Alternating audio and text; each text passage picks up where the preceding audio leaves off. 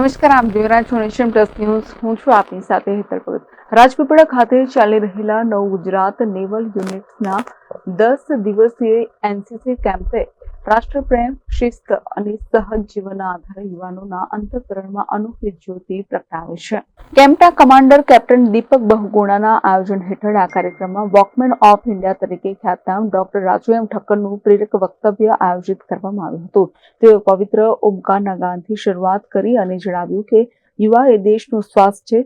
સત્ય, શૌર્ય અને શાંતિ સંસ્કૃતિથી ભરેલું જીવન જ સાચી દેશ સેવા છે. તમારી ગતિશક્તિ અને શ્રદ્ધા ભારતની નવી ઉર્જા છે. તેમણે સ્વામી વિવેકાનંદજીના પ્રેરક વચનો સાથે રાષ્ટ્ર સેવા, માનવીયતા અને આત્મવિશ્વાસ અંગે ઉદાહરણ આપ્યા. તમારા સ્નાયુઓ લોખંડ જેવા અને મન પોલાદી હોવું જોઈએ. જાગો, ઉઠો અને ધ્યેય પ્રાપ્તિ સુધી થંભો નહીં. શ્રેષ્ઠ પ્રદર્શન માટે વડાપ્રધાન નરેન્દ્ર મોદીએ તેને વ્યક્તિગત રીતે સન્માનિત કર્યા છે. નવસારી યુનિટ દ્વારા ગુજરાત, ઓડિશા અને નેશનલ સેલિંગમાં ભાગ લેવાયો અને ઐતિહાસિક સફળતાઓ મેળવી.